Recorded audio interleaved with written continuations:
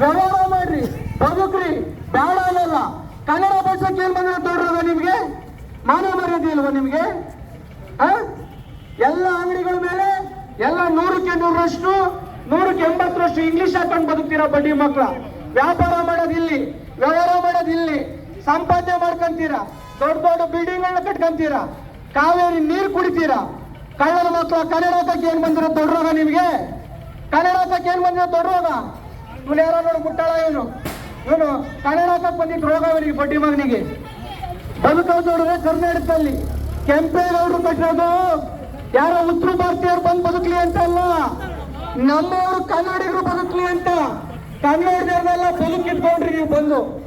ಇಡೀ ಚಿಕ್ಕಪೇಟೆ, ಬಳ್ಳಾಪೇಟೆ, ಕಪ್ಪಲ್ಪೇಟೆ, ತರಕಪೇಟೆ, ಮಾಮೂಲ್ಪೇಟೆ, ಸುಲ್ತಾನ್ಪೇಟೆ ಕೆಂಪೇಗೌಡರು ಕನ್ನಡಿಗರಿಗೆ ಕಟ್ಟಿದ್ದು.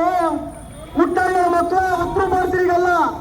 ಬಂದು ಇಲ್ಲಿ ಜೂಲೈ ಶಾಪ್ಗಳು ಮಾಡ್ಕೊಂಡು, ಬಟ್ಟೆ ಅಂಗಡಿಗಳು ಮಾಡ್ಕೊಂಡು, ಪಾತ್ರೆ ಅಂಗಡಿ, ಎಲೆಕ್ಟ್ರಿಕ್ ಶಾಪ್ಗಳು ಮಾಡ್ಕೊಂಡು ಕನ್ನಡಕ್ಕೆ ದೊಡ್ಡ ಬಡ್ಡಿ ಮಕ್ಕಳು ನಿಮಗೆ. ನಿಮ್ಮ ಮಾನವ ಮರ್ಜಿ ಬೇವರ್ಸಿಗಳ ಕನ್ನಡ